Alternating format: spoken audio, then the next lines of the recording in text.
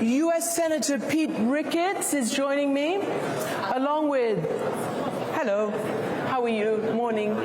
Over there. Along with the Prime Minister of Estonia, Kaja Kallas. And last but not least, the man in the hot seat, Jens Stoltenberg, Secretary General of NATO. So this is going to be a Q&A panel. We have about 20 minutes, I believe, and then 20 minutes for Q&A from the audience. Right? Okay. So I guess I have to ask you first. You know what? May I just first ask all of you? You heard a very, you heard President Zelensky talk about the death of Alexei Navalny and how this has been a warning or a sign to all of you sitting here as this very important conference opens. Can I just get you, Senator, to comment on the death of Navalny and what signal do you think Russia is sending the world? Well, first of all, our thoughts and prayers go out to the family on this tragedy. And it just reemphasizes that Vladimir Putin's a dictator, that dictators don't know any rules, and that is why it's important that we remember that NATO is here to protect our collective security against dictators like Vladimir Putin. And just before I go to the Prime Minister, does it sharpen your intent to do more to support Ukraine? As President Zelensky said, it's Navalny one day, it's Ukraine, and the rest of Europe the next day. Well, I think Putin's invasion of Ukraine demonstrated what his intentions are. I don't know that this changes our perception of Putin. We already knew he was a bad guy, and this just reinforces what we already knew. I'll get back to the bill for aid in a moment. Prime Minister Kallas, you are literally on the front line. You have been very strong in, needing to maintain a credible defense and deterrence. What is your reaction to the death of Navalny and what it might mean in a bigger way? Well, it shows that Putin's playbook hasn't changed. I mean, this is the way he operates. This is the dictator's handbook in real life. So we should be all aware of this. And like President Zelensky said, let's not discuss to do something. We have to do everything to stop him, because history rhymes. We have seen this already in 1930s. The same thing. I mean, American isolationism, on the one side, this not stopping aggressor when we have the chance to stop him, and then seeing aggression spread all over the world. Let's do the right thing. Let's learn something from the history. Mm-hmm. And just to frame it a little differently for you, Secretary General, NATO has said, and actually key defense ministers from the frontline countries have said that you are concerned for the first time, this wasn't the case last year, that within 3 to 5 years even, Putin could test the resolve of a NATO country. We can never take peace for granted, but I think it is important to convey that we don't see any imminent threat against any NATO ally. The world has become more dangerous, but NATO has become stronger. And the purpose of NATO is to prevent war. It's to ensure that there is no room in Moscow for any miscalculation about NATO's readiness and resolve to protect all allies, and to make it clear that an attack on one ally will trigger a response from the whole alliance. And as long as we convey that message clearly to Moscow, no ally will be attacked. So our deterrence remains credible, and therefore we don't see any military threat against any NATO ally. Our focus should not drift from helping Ukraine militarily, because we don't have to talk about any NATO country if we stop Putin in Ukraine. And that's why we should concentrate our efforts that he stopped there. Okay, so what is it going to take? You have heard President Zelensky lay out what he needs. We'll get back to the NATO track in a second, but just in terms of anti-air defenses, artillery, long range, all the stuff that they need, they don't have the wherewithal to control the skies or to stop, the bombers from Russia. But Senator Ricketts, this is now depending on the United States. Europe has done its bit. When everybody said we're not going to, pass this bill, Europe stepped up $50 billion worth of other material to Ukraine.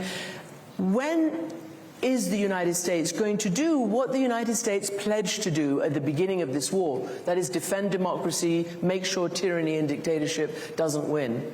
Yeah, well, first of all, I'm going to respectfully disagree with you. Europe still needs to do more, right? So as of last summer, only 11 of the NATO allies were reaching the 2% GDP spending. So that still needs to be done, and I certainly applaud what Germany's doing to get there, hopefully this year, right, to get to that 2%. But there's still many of the European allies that need to get that done. With regard to the United States, look, we're democracies. Democracy is messy. And it takes time and a process to get there. Every country has their own thing. So, for example, I just mentioned, the Europeans haven't gotten to the 2% yet. So, but that's probably because of the internal politics in each of those different countries, right? So it takes time to bring democracies along, and the same thing is going to happen in the United States. We will get there with regard to making the investments in our defense industrial base, supply the weapons to Ukraine, but it's going to take time to get there. There may be different paths to get there. I'm reminded of Winston Churchill's quote, "Americans will do the right thing after exhausting all other possibilities." So I do think we will get there. It's just democracies take time to process. So the 2 points I'd like to follow up on. Is there enough time for this, as you say, messy democratic process? And then I'd be interested to hear from the two Europeans here what Senator Angus King told me the other day on my program, that actually the United States is 15th in terms of defense spending for its GDP. And other European countries are spending more, relatively frankly. Not all of them, and I know you want them to get all to the 2%, but a lot of them are. And I guess, Senator, that's something that you should all take into consideration too, right? And wonder whether the United States, or do you have an answer to the consequence of Russia winning, of Putin winning? Well, I absolutely believe, just as the Prime Minister was saying, that if Putin wins in Ukraine, he won't stop there. He's a dictator. Dictators behave the same way, which is they tell you what they're going to do, and he's talked about a greater Russia. He's talked about Russians living outside of Russia. There's no doubt that the Baltic states are going to be at risk, or Poland, if we don't stop him in Ukraine. And the other thing we should also remember is the geography is not going to change. When he loses in Ukraine, he's still going to be a threat and a danger. And that's why we are going to have to continue to bolster our eastern flank, and NATO is doing that right now. So I think that's part of what we have to do, is make sure that we stop him here in Ukraine. And part of also what we need to do, not just in the United States, but in all of our countries, is make sure we're reminding our publics, because we've seen decreasing support in the United States for Ukraine, reminding them how important it is that we stop Putin here, and really getting that message out, building that support to be able to get the weapons that Ukraine's going to need to continue to fight. Can I just ask you to pick up on the progress that NATO nations are making in what you're all demanding for more defense spending? In 2014, NATO made a very important decision triggered by Russia's illegal annexation of Crimea, and that was that NATO allies, after years of reducing defense spending, we had to start to increase defense spending, and that was at the Wales summit, NATO summit in Wales. I remember I was there, and I thought this was just another pledge by politicians made at the international meeting, and not so much what's going to happen. The reality is that a lot has happened, because since then, all NATO allies have increased defense spending. This year we expect 18 allies to meet the 2% guideline, spend 2% of GDP on defense, and that's up from 3 in 2014. That's a significant increase. Meaning also that in total, European allies and Canada have added 600 billion extra for defense, and those allies which are not yet at 2% have plans in place to be there very soon. So there is an enormous difference, and European allies have really stepped up because they realize that there is a need to invest in high-end capabilities, have more readiness of their forces, and NATO has implemented the biggest reinforcement of collective defense in generations, with battle groups, combat troops in the eastern part of the alliance for the first time in our history, with high readiness, more forces, and now total new defense plan. So I'm not saying everything is fine. I agree that the Europeans have to do even more, but we're really on track to something which is demonstrating a commitment of all allies that we need to stand together. Prime Minister Kallas, You heard the senator say that America will eventually do the right thing in this case. The CIA director has said for the United States to walk away from the conflict in Ukraine at this crucial moment and cut off support to Ukraine would be an own goal of historic proportions. Do you feel, as the atmosphere has been around the beginning of this conference, that there's a worry about America continuing to lead the alliance, wanting to be the leader, particularly if the administration changes after the elections? Is that a real anxiety or not? I mean, first of all, I want to just correct one thing that I hear everywhere. It is mentioning separately Baltics and Poland. I mean, it is like we are second-class NATO members. They're all equal NATO members. When Russia is going to attack, NATO is going to attack all of us, not Poland, not the Baltics. So let's not make that distinction there. Then,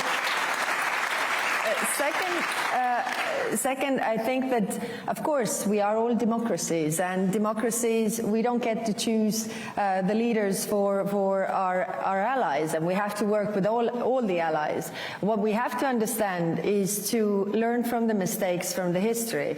And you know, one thing for Europe, I was just in one of the Central European countries, and they had the attitude that, you know, the war is far from them. And I took the exact geographical kilometers, the distances. I mean, you're much closer to the war than we are, and we should all be worried. And so. It is true that we have to ramp up our defense spending and do it not only political pledges, but actually in real life. So in Estonia, we have invested or are investing over 3% of our GDP to defense, and we encourage everybody to do so. But there's also one thing that I've thought about, and this is that, you know, when I came up with the proposal or the 1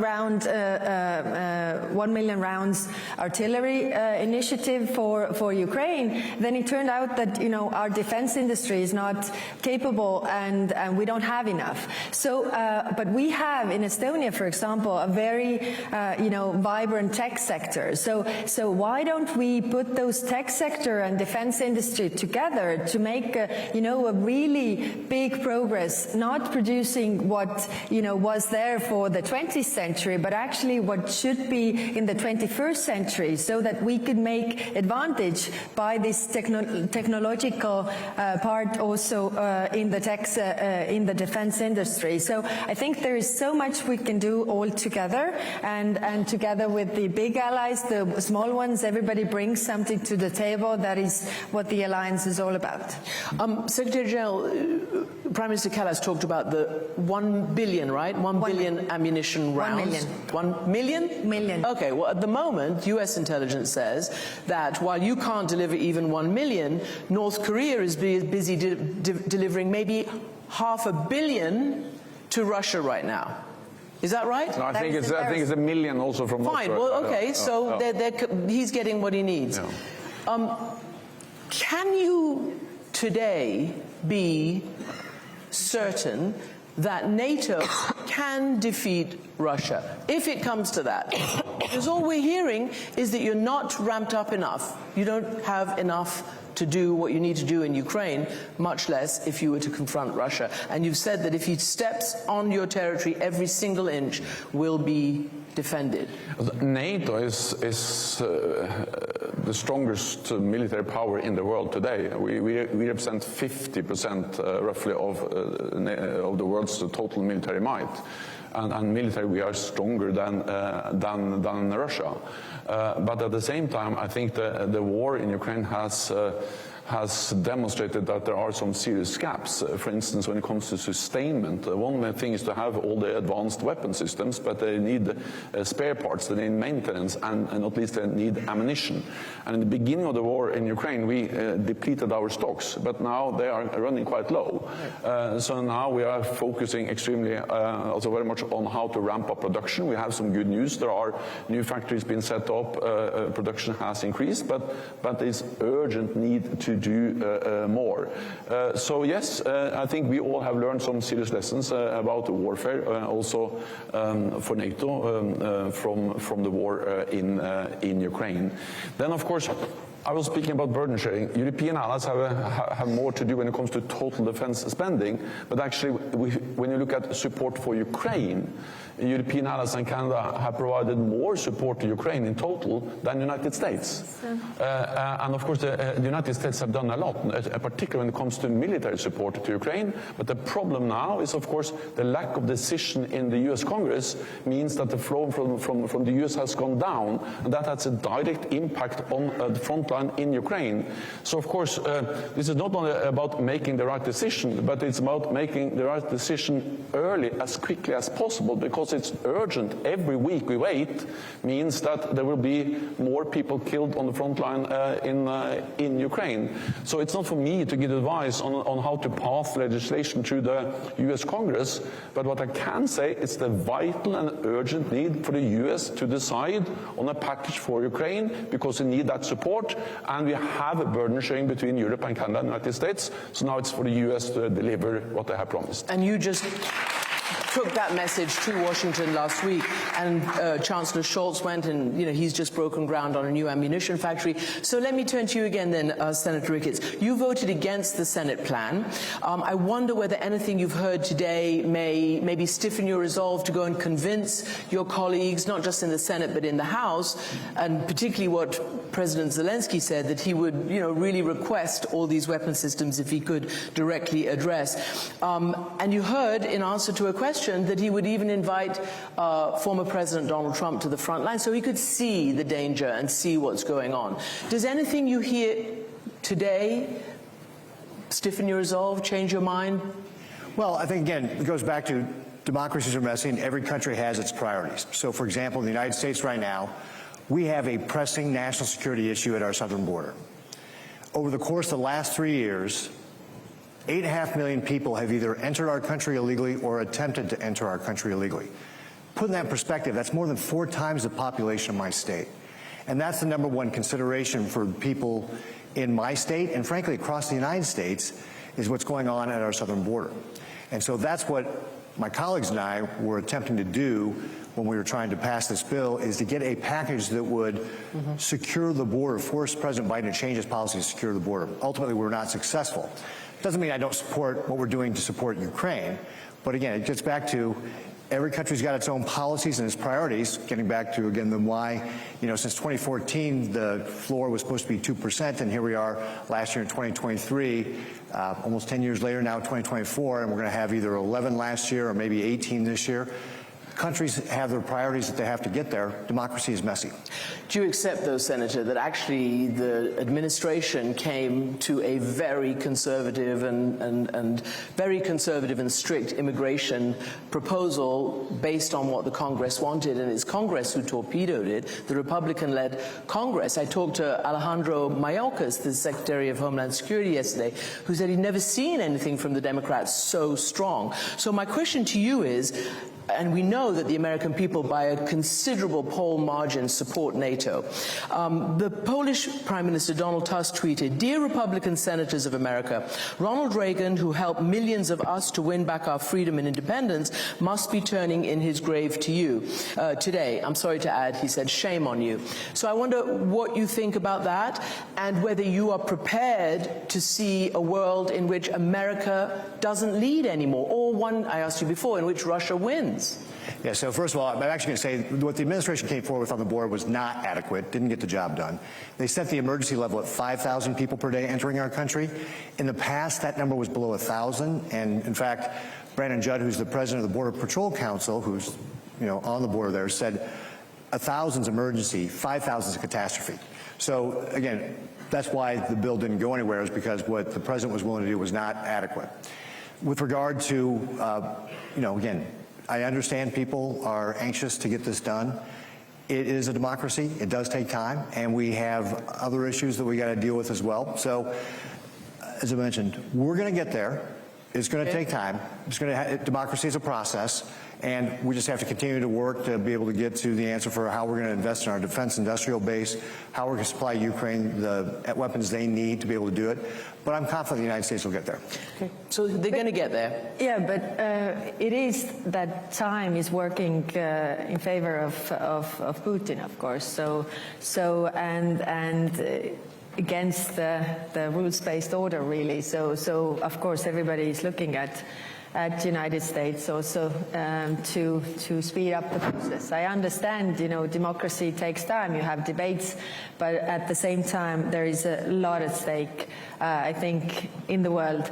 Again, I turn back to history, and I think three things we learned from the 1930s and the Second World War was that first, everything spreads very fast in Europe. The second is that if America isolates itself, it eventually is going to cost you more. And the third is that if aggression pays off somewhere, it serves as an invitation to use it elsewhere, which is a threat to the global security.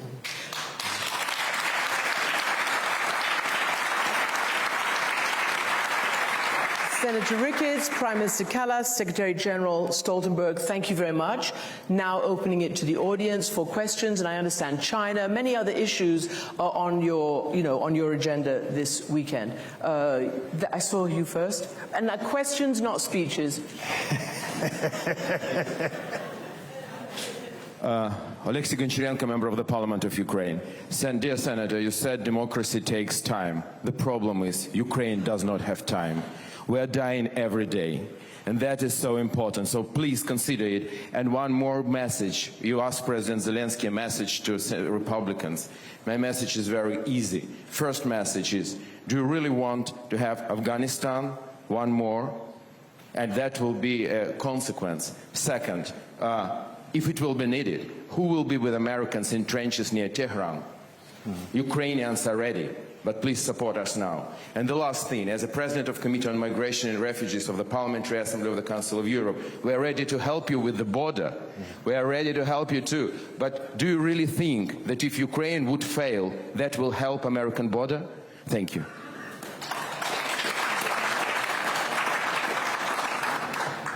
Was there a rule against speeches versus questions? So understand your frustration coming from Ukraine. Absolutely. Your country's being invaded. You've got 300,000 Russian soldiers on your territory. Put in perspective of, again, the millions of people trying to come into the United States illegally. Not quite the same thing, but it's a pressing issue for our country.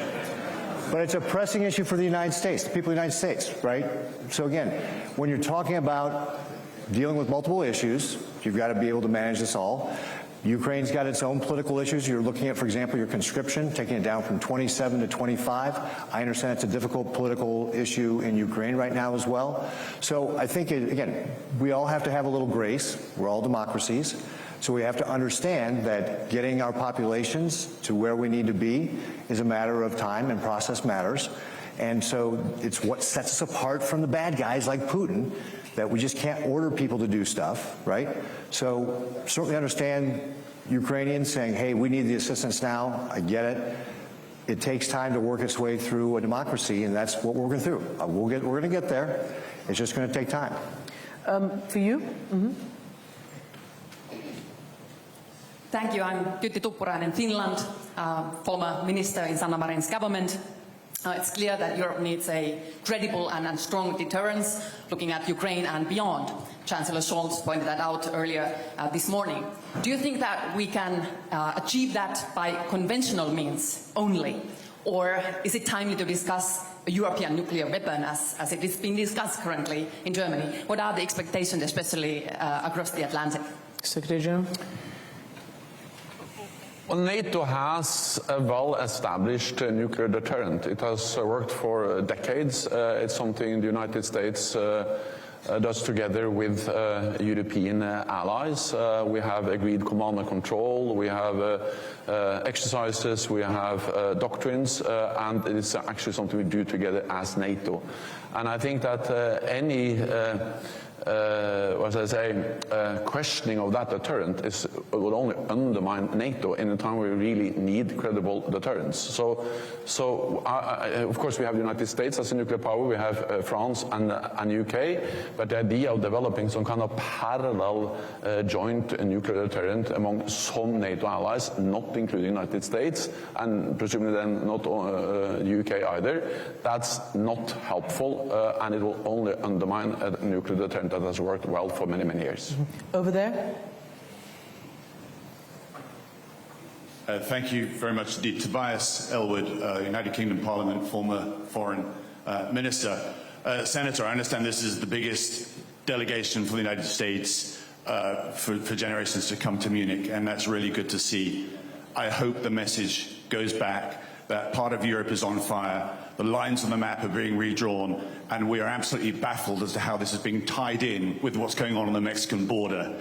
My question, if I may, is to do with standardization of NATO rounds. Because if you take a howitzer from the United States and you put it with the munitions from Estonia, as Ukraine found, it won't work. Yeah. And we need to be building more artillery pieces and shells as well. But until we standardize this equipment, it simply won't happen. Surely that must be a priority for NATO.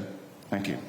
Yes, absolutely. And the good news is that, again, we have learned some very serious lessons from the war in Ukraine. It's not only Estonian howitzers or ammunition from the US that doesn't work together. It's also, we have a joint Dutch-German brigade. We discovered exactly the same.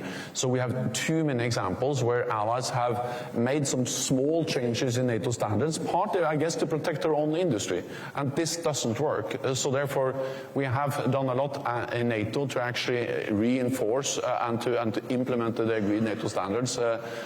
This will reduce costs, and it will ensure interoperability, and also that weapons and ammunition are interchangeable. There was this lady here.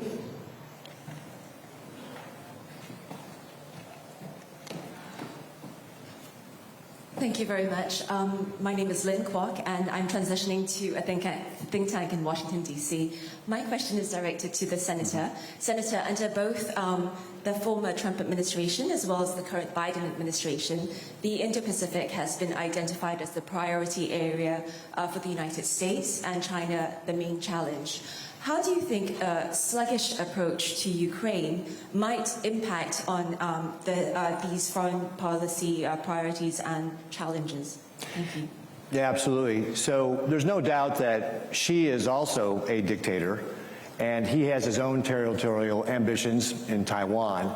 And so we know that Xi is watching very closely what's going on in Ukraine, which is, again, one of the reasons why it is important that we support Ukraine, give them the weapons they need, and then also work with Taiwan to make sure that they've got the weapons they need to be able to deter Xi from trying to take Taiwan by force.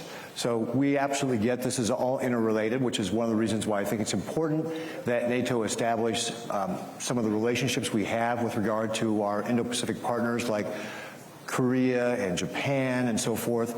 I'm supportive of trying to set up a NATO office in Tokyo so we can really open up those lines of communications and keep it very coordinated. I absolutely believe that what happens in the Indo-Pacific impacts Europe and vice versa, and that's why I think that, again, for our collective defense, we need to be thinking, you know, NATO's got its own mission, but extending those lines of communication and cooperation is going to be important to be able to deter Xi from taking Taiwan in the future. Can I just add a question to you about this, to both of you actually, because you've been using China more and more in your arguments to US lawmakers, and others have told us that they're watching, you know, Iran's watching, China's watching, everybody's watching what happens on the battlefield of Ukraine. And others have suggested that there is actually a new axis of anti-American nations, Iran, North Korea, you know, Russia, joining to really challenge the United States. I'd like to hear your view on that and then your answer on that. I think we have to remember that just a few days before the Russian full-scale invasion of Ukraine back in 2022, President Putin went to Beijing and he signed an agreement with President Xi where they promised each other a partnership without any limits. And what we see is that China and Russia are coming closer and closer. So, of course, if President Putin wins in Ukraine, it's not only a tragedy for the Ukrainians, but it sends a message not only to Putin but also to Xi, that when they use military force they get what they want. So what happens in Ukraine today can happen in Taiwan tomorrow. And therefore I strongly believe that it's a good deal for the United States to support Ukraine. It's not charity, it's investment in their own security, because it makes it less likely that Xi uses forces, for instance, against Taiwan, but also because by spending a fraction of the US defense budget, together with European allies, we have enabled the Ukrainians to destroy a substantial part of the Russian fighting power. So this is actually in our interest to ensure that Putin doesn't win, not least because we are concerned about what China may learn if he wins in Ukraine. So therefore it's urgent that the US make a decision on continued support to Ukraine. Do you have an answer? I know you talked a little bit about China, but do you want to elaborate? Yeah, I would agree with the Secretary General here. I think the world is polarizing between these authoritarian dictators, Putin, Xi, Khomeini in Iran, Kim Jong-un in North Korea. They are the ones who are trying to upend the system that we've created since World War II that has led to all this peace and prosperity. They're trying to change that. And that's where it's up to us in the world that we see these liberal values that are so important, that we have these democracies that allow our people to get that peace and prosperity, to work together to oppose that. And it's going to be for a while. The world has changed. You know, the peace that we've had since the Soviet Union collapsed in the 1990s, that's gone. Yeah. It's going to be a very dangerous world the next 10 or 20 years. And that's why it's important that we beef up our defenses. And during the Cold War, Europe regularly spent over 3% on their GDP. We in the United States have to look at the same thing. You know, our defense budget, at least the Biden administration's defense budget, looked to fall below 3%. We need to get that back up. And then we also, again, getting back to, we need to talk to our people about what's happening and why it's so important, because they haven't lived in a world where we've had a situation like this since the 1990s. Right. I was talking to a mother at my state fair. She said, "Senator, I don't want my 18-year-old fighting in Europe." And I said, "Ma'am, that's why we're giving Ukraine weapons, so that that doesn't happen. Because if Ukraine loses and Putin invades one of our NATO allies, then your 18-year-old will be fighting in Europe." That message hasn't been out there in a long, long time. We've got to get our folks, our peoples all across these nations to understand the world has changed, and we're going to have to step up to fight these dictators. One last last word to you, Kaja Kallas. Yeah. Just thought about your migration worry. In comparison, we have 6% of our population now Ukrainian refugees. That would be, calculating into America, that would be 20 million people. So we survive. You will, I guess, survive as well. But what I want to, what I wanted to say about Europe and America, I think it's also important to understand that majority of investments that come to America are from Europe. 45 states out of 50 are dependent on the European job creation or the export-import relations, the trade relations. Then it is more. I mean, 2.7 times the American companies profit from Europe more than they do in Asia, whole of Asia. So if you think in this kind of what's in it for us terms, then Europe is definitely profitable for you, and that's why the US definitely has to see this, how this is affecting you as well when there is a war in Europe.